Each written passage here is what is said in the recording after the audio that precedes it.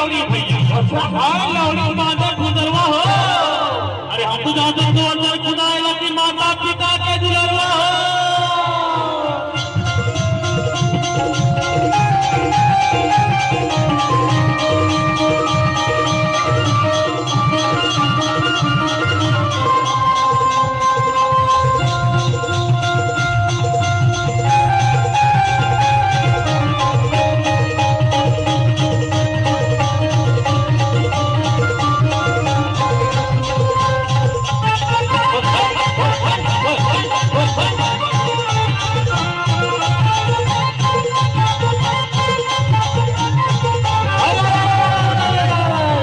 और